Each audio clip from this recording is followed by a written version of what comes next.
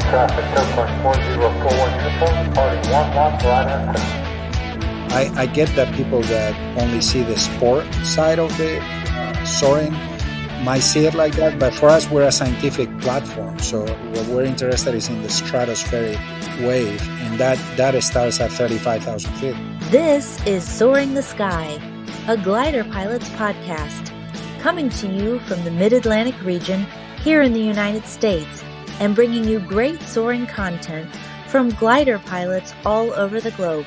We now join Chuck and Barbara, the gliding junkie, and our new guest pilot.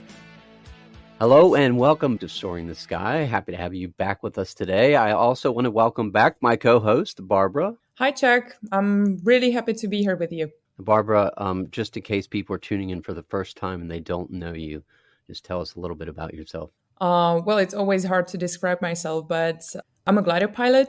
I'm within the Czech national team, women. I'm going to Spain this year. I fly a lot. I'm a so-called gliding junkie because gliding is basically everything what I think about during the day. So yeah, that's me probably. Awesome. Yes, they can check out your Instagram account, Gliding Junkie. Thanks for joining us again. I greatly appreciate it. Thank you for having me. We have an exciting episode coming up. I am super excited about this. We are honored to be able to actually chat with one of the pilots of the Perlan II project. Now, the last couple of years, because of the weather and then COVID, they have been unable to fly and attempt another altitude record, currently holding the altitude record for an unpowered level flight aircraft, 76,000 feet. Absolutely insane. Yeah, that's totally insane because when I remember the highest I ever was in a wave, it was 23,000 feet. And the Czech record, I think it's 35,000 feet. And now they're aiming for 90,000 feet. So those numbers are actually quite unimaginable for me as a wave pilot too. So I'm really thrilled to hear the story. Yeah, as a wave pilot, what are your thoughts on this? I know they're going to Argentina, of course, again, because the conditions down there are much better to be able to attempt something like this. Yeah, well, I think that we have way different conditions in Czech Republic or in Slovakia. But Argentina is definitely a wave paradise for wave pilots. So I believe that I wish they will have nice weather so they can actually go for the aim of 9,000 feet record. So Miguel's going to get more into that, but yeah, there's a small window. As glider pilots, we think, I can't fly today because the weather's not good. But they just have a very small window while they're down there that they can get in the air and attempt this 90,000 feet. So it's super interesting. Yeah, it's definitely interesting because we have it a bit different during our autumn, because usually we have our wave camp in Jeseníky Mountains the last week of October and the first week of November. It's still okay speaking about the time or the timing and the sunlight window, because we usually get up at 4 or 5 a.m. Then we prepare the gliders and wait for the sunrise. And the first ones usually start with the sunrise, and the last ones landing usually land with the sunset.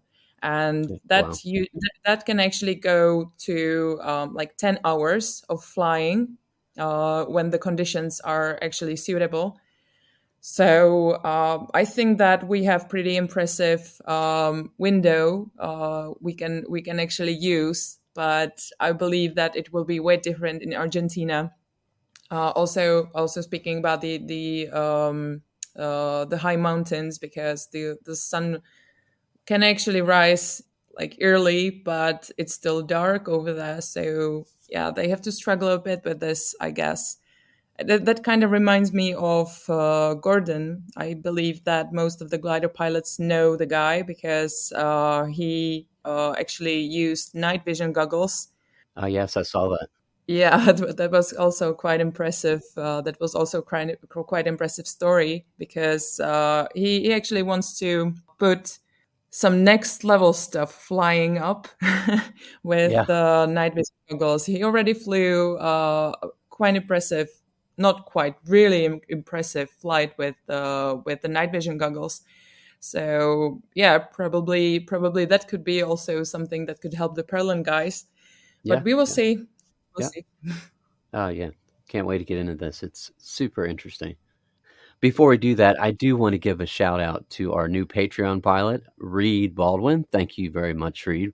We greatly appreciate you supporting the podcast. Besides the time it takes, of course, to produce this show, there are a lot of other expenses like equipment, software fees, there's hosting fees. There's a lot that goes into it more than people realize, but I'm not one to ask people, so I do try to mention it here on the podcast. But I do want to thank you, Reed, and all of our other Patreon members that have helped out the podcast. If you wanted to help us out, you can go to patreon.com/soaring the sky, and you can also go to our website. There are some other options there as well. So we do greatly appreciate all of our Patreon members. All right, Barbara, let's join Miguel here and hear what he has to say.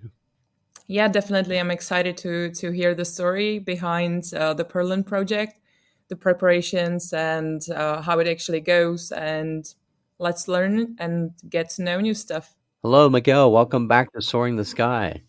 Hi, good to be here. Oh, I'm excited to talk to you, find out what's going on. The last time we talked I was looking back, it looks like November of 21. Yeah, it's been a minute. Yeah, and then before that, of course, you were one of the beginning episodes here when we launched episode 8.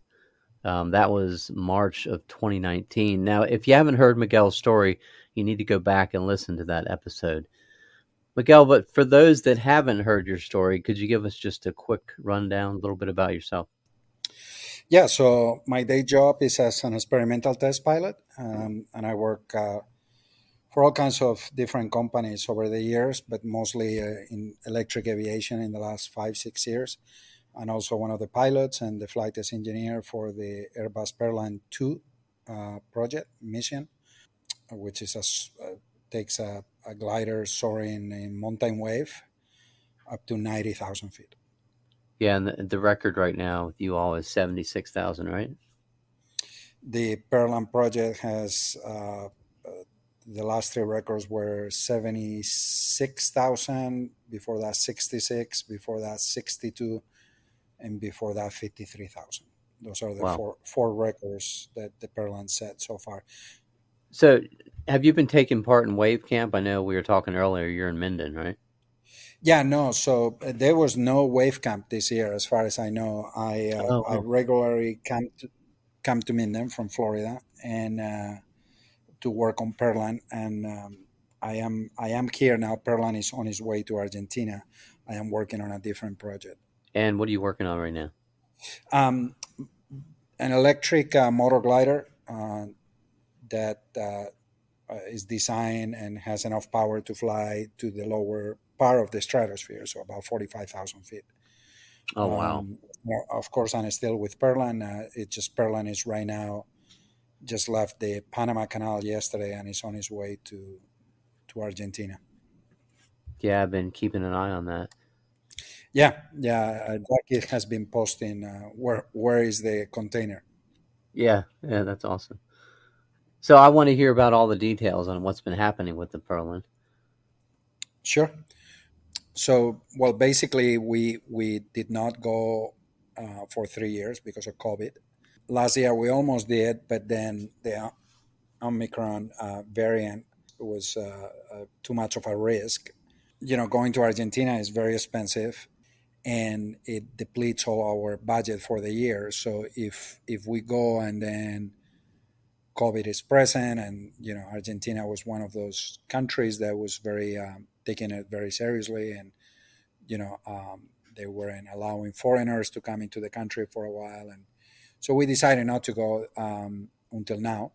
And now we're gonna try one more time, probably very likely our last time, and we're hoping to go from 76,000 to 90,000, which is the design limit on the fuselage on the vehicle. So what's the window they're looking at? So we're getting there around July 22nd. Some of us are getting a little earlier there, moving equipment and so on, and we'll be there until the middle of September. Historically, you have the best window is at the end of August, but there's windows in the beginning as well, and then Okay. some in early September. This year is looking pretty much like that, but you have to be ready because you don't have many chances. The thing about the wave there is that you might have wave more days than what I'm describing, but the weather is pretty bad on the ground, so you can lounge basically. So you have to be ready every day and hope that you have a blue day together with a wave day, and you're able to execute the plan. Well, can you tell us all about the cockpit of Perlan and what's on board? Any new systems? Yeah, so the biggest two things is that we have some new scientific instruments, but the biggest two things is that we're going to have a Thales, THALES, a French-made satellite connection for video link and data link at high speed. So we'll be able to get our models live broadcast to us, and we will be able to broadcast image down to the ground, so people will be able to follow that through our website. The second Excellent. biggest thing, yeah, that is a cool feature Yeah, for I'm sure. excited about that. And the other thing is that we updated, we have more power on the batteries to support the satellite connection, high speed satellite connection. So those are the big two things that are new. We did a small campaign here to check out all these improvements and make sure the aircraft was ready to be shipped to Argentina in late March, early April. So you did some flights then? Yeah, I believe I did the first one, and then we did 3 other ones that I was not here for. I live in Florida, so for me, between work and family, sometimes it's hard. Perlan is in Minden, Nevada, and is not really super well connected. Getting to Reno from my house in Florida, and it's Yeah. a 12-hour door to door, sometimes 14 hours door to door travel time. So it's not Yeah. like you can do it in come here for a day and come back. You Yeah, gotta take an right. entire. So the crew basically will be focusing on the 90,000 feet. Yeah, that is correct. We have been very methodically flight testing this thing in 5,000 foot increments. Okay. The day that we flew to 76,000 feet, the wave went to higher than 90,000. So we could have gone higher. It's just that, we will be not following our own procedures of just doing 5,000 feet at a time. So Yeah. now we have cleared the envelope below 76,000. And I believe if the opportunity arises, we will go to 90 directly from there. Stopping Okay, every nice. 5,000, but in a single flight. That's what I meant. So I don't know if there's a typical day in Argentina, but what would a day look like for Perlan? Well, yeah, it's winter there, and in July days are very, very short. There's no daylight until around 10:30 in the morning, and by 4:30 or 5 o'clock, it's dark again. So very short days. We go to the hangar and we get the glider ready. There's the tasks are at hand. They're broken down by teams. So one team does one thing, another one. You got a telemetry team, science team, rigging team, rebreathers team, and each group does whatever they're assigned. Most people have more than one task. So you might be primary for something, like I'm primary for rebreathers, for example, and pressurization, but I might be also supporting flight testing and primary for flight test engineering, secondary for supporting logistics with the tower and ATC. So most people have at least 2 tasks that they support. So we spend the day at the hangar, and then at night we come back to the hotel. There's about 25 to 30 people there from the team, and normally there's always a team dinner, or people break into smaller groups and go out to dinner in the town. It's the very low season when we're there, so restaurants are happy to see us. Oh, nice. You can get to relax a little bit. Yeah, not have a lot of crowds. That's awesome. Yeah, yeah. And sometimes if there, let's say that the glider is ready for a flight and we show up, let's say we're going to try to go at 7 a.m., we show up at 4 in the morning. For any reason, we get a scrap due to weather or something else. And following that, we have 2 or 3 or 4 days of really bad weather, winter weather. Normally, we will take 1 or 2 days off, and because the glider is ready, we will go out and do an excursion to the gliders or to Chile or something that take the day off and take advantage of the glider being ready, and then we continue. So we do that for 8 weeks. Now, what are the limits as far as the weather goes? I mean, when do you pull the plug for that day? So it could be a number of things. Sometimes it's just as simple as humidity. Too much humidity. We need VFR, VMC conditions. Some other times it's winds out of limit on the surface, or the forecast on the winds is very windy in El Calafate, or the wave starts to break down. We send balloon sounds every morning, and if the forecast look good, but live data is showing us that the wave is not there, so then we don't go. So it could be a Mhm. number of things. Is threading this needle is complicated because there's a lot of factors, that they all have to align. A typical season, we might only get 4 to 8 opportunities, and that's it. It Yeah, could be as wow. little as 3, it could be as much as 8, 9 flights. So Yeah. it's very intense.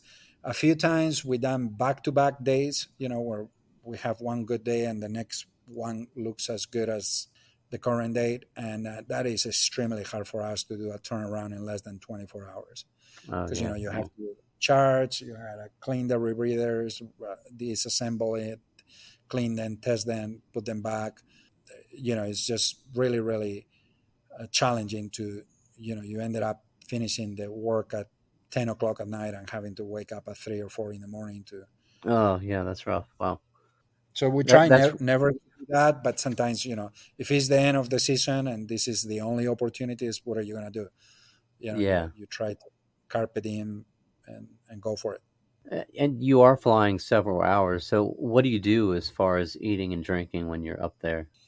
Normally, you try to bring like an energy bar or something and take the mask to out of the rebreather system and take little bites. And then the mask, we have a pour for water.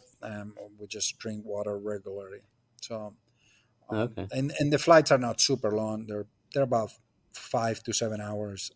I know that sounds long, but here in Minden sometimes we do 12 to 16 hour cross countries. So Yeah. compare 6 hours compared to a 14 hours is very, very short. But we had talked before. The controls are a little heavier though on the Perlin. Yeah, they're heavy, and it's there's a lot of inertia on it. It's very demanding to fly Perlan. After the fly, you are pretty tired. Yeah. So even 5 hours, it seems like it could be rough.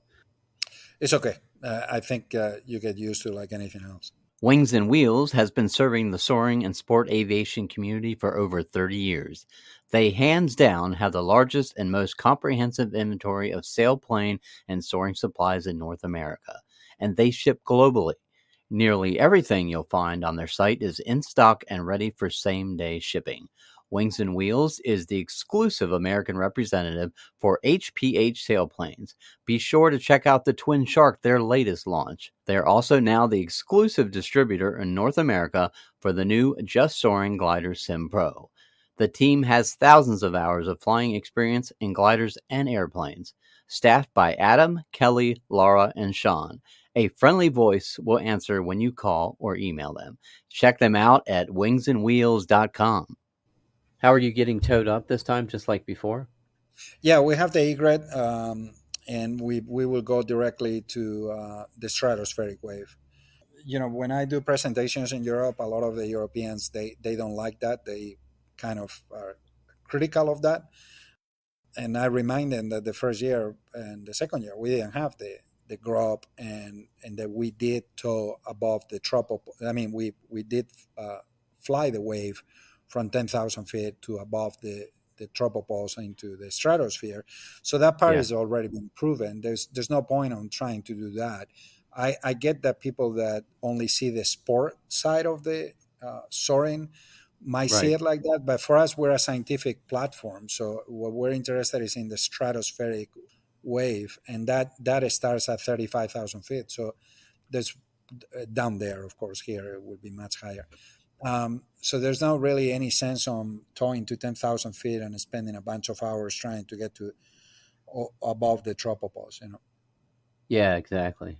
All that time wasted. Yeah, especially when we're already done it. If you want to Yeah. talk about the challenge and the sport side of it, well, it's already been done by us. So Yeah. what is the point exactly? Yeah. Right. And if I'm not mistaken, there was talk about building maybe a new Perlin glider to go even higher. Yeah, yeah. We're still trying to decide, Chuck, what we're gonna do moving forward after Argentina. And Okay. there's a lot of ideas out there. From doing a Perlan III that could fly above 100,000 feet. We know the wave in El Calafate is flyable by something like us all the way to 140,000 feet or so. I know the idea is to make it a motor glider, an electric motor glider. So we're hydrogen aircraft we talked about. We're not sure yet. We decide to push it out to after Argentina. It's very likely that the Perlan II will be going to the Smithsonian Museum to be hand there, Oh, very nice. and that will mean we will have to do a Perlan III. Nice. Well, I'm excited. This is going to be pretty cool that we'll actually be able to keep an eye on things, and you have that link now. So, Not sure how that's gonna work, but I'm sure there'll be a link on our website. I'm not really super involved with that part, yeah. but it'll be really neat, I think, for people. We carry cameras outside, and to be able to show images live from the stratosphere, where you see the curvature of the Earth, and also from the cockpit, and you see us what is that we're doing, and also for us to receive data, live data, which helps us a lot, to find our wave. We're covering a pretty large area of terrain, something like 25 by 50 miles, Oh, wow. Yeah. and that's not on tow, that's on wave. And it's not that easy to find the wave. It's not like here in Minden that two or three spots, or along the Sierras, where you have a lot of historical data. We're in an area that is not very well populated at all. So there's no population underneath. So they can't generate any data because there's nobody there. And speaking of, what are your emergency systems in case something would happen? So the main two things we have, Chuck, is we have for the fuselage for the vehicle, we have a ballistic recovery system, a BRS, just like on a Cirrus, that has been tested Right. for high altitude and for our size aircraft. And that's if a flight control breaks, like a wing Right. or Yeah. fly surface. And the other thing is a recovery parachute, which is a tail parachute. It's an upset recovery system. Basically, we get in a deep stall, or we need to come down really fast because of rapid decompression or something like that on the cabin. Right. Inside the cabin, we have an emergency system that connects to the rebreather system that injects high pressure oxygen into the mask directly. And that's supposed to keep you alive while you come down on the recovery system, the drug chute, the tail parachute. Well, Miguel, when are you headed down? I'll be arriving to Mendoza to drive one of the 4-wheel drives on Route 40, which I never done, July 17th, and I'll be back around September 14th. That sounds like an adventure all in itself. Yeah, yeah. Some people have done it. Tim Garner is another pilot. He's one of the two guys that flew the 76,000 feet record, and he and I are going to fly together and then drive down this equipment and this 4-wheel drive. The route 40 is along the Andes, and sometimes it's just a gravel route that you can only do like 30 miles an hour. Oh, It's wow. winter, so it's a little more challenging than Yeah. summer. Yeah, that sounds like that's going to be a lot of fun. Yeah, we're looking forward to it. Now, how many pilots are there going to be? I know you go up in groups of two, right? Yeah, so we have the same crew as always. We have four pilots and a total crew of 27, 28 people or so. There's Okay. some local volunteers and some local Argentinians that also work. I mean, we're pushing a little bit over 30 probably altogether. Okay. Well, yeah, it's a big team. Well, we're going to be keeping an eye on you. Thank you. I hope you guys do, and that a lot of people follow the flights. It's an exciting opportunity having this live camera and being able to interact with people on the ground. Yeah, that's excellent. Miguel, thanks for joining us here on the podcast again. Sure, anytime, Chuck. I hope this brought some new information to what we're doing this year, and we'll give you an update afterwards on what happened in Patagonia this summer or winter. Abs- Their winter, our summer. right, right. Yeah, absolutely. That's what I was going to mention. And get an update from you when you get back. Absolutely, looking forward to it. Wow, what an interview! Thank you, Miguel. That was incredible. Yeah, definitely. That's actually something new to me. It's way different than just fun flying during our usual wave camp. And I'm really sorry for the guys that the COVID stopped the project for a while, because I think that we would have seen some impressive flights during that time. But yeah, definitely also, as going to Argentina must be really expensive. It's not easy to actually go for a project like this. So heads down, because yeah, this is really a big thing.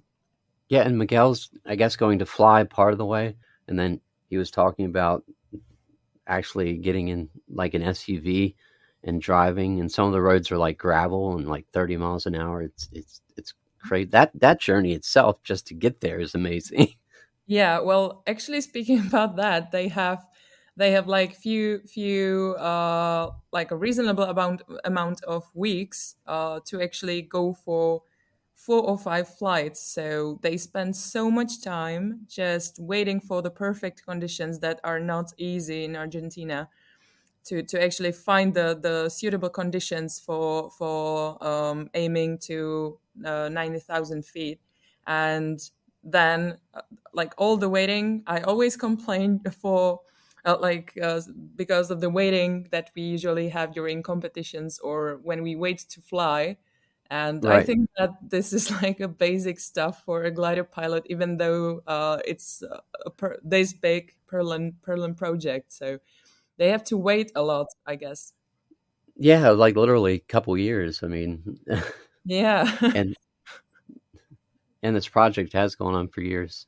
So we wish them the best of luck. They're going to take us along with them this time if everything works out. We're actually going to be able to get a video feed inside and outside the cockpit. Miguel was talking about that. That is going to be incredible. Yeah, I think this is something that will bring more people to the project, because as they implemented the high speed satellite inside the Perlin glider, so they can do some live broadcast. I think this would be really impressive to actually follow the whole flight if the conditions are okay. So yeah, this would be really perfect and impressive.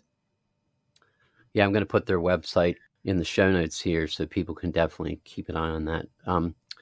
In July, I think what he was saying. Yeah, yeah, yeah, the 21st of July, I guess, if I remember Yeah. right. So And then into August. I think mid-September, so they have pretty a lot of time to actually wait for the perfect conditions. So fingers Yeah. crossed for them. So, the gliding god, the wave god, is actually nice to them, and and they can actually fly some impressive flights.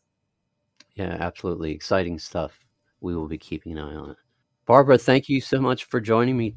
It's always fun to have you on the podcast. Thank you very much, Chuck, for inviting me, because it's always nice to hear new stories of all the junkies, like aviation junkies around the world. So thank you very much for having me, and I'm thrilled to be within some next one as well. Absolutely. And we are going to be keeping an eye on you. You're headed to the Women's Worlds. When are you headed there? Actually, I'm leaving on 21st of June. I'm really excited because there were many people flying in Spain this year, and I talked to them about their adventures, and they were really, really excited about the conditions over there, because they even were able to aim for 4,000 meters cloud base. So I'm actually going for my oxygen supply as well, because Yeah, that's a good idea. yeah, I think this will be handy over Yeah. there. So hopefully it's not like that. When we went to Australia, everyone kept telling us that, oh my God, you will enjoy it because the conditions are incredible over there. And then we had the smoke and fires and everything, and Yeah. we didn't have really anything close to the usual Australia weather. So I hope Right. that Spain will not be this case, and we will definitely enjoy the nice weather over there. Well, good luck and fly safe. Thank you very much. I will do my best. If you would like to say hi and let us know where you are enjoying the podcast, we would love to hear from you. If you are a glider pilot and want to share your aviation journey, contact us at chuck@soaringthesky.com or send us a message on our website at soaringthesky.com and Chuck will get in touch with you. We hope you join us next time for another soaring adventure here on Soaring the Sky, a Glider Pilots podcast. Soaring the Sky is written and produced by Chuck Fulton. Original music for the podcast was written and produced by Kim Spangler. Graphic design for the podcast was created by Zachary Fulton. Voiceover work was done by Michelle Perez.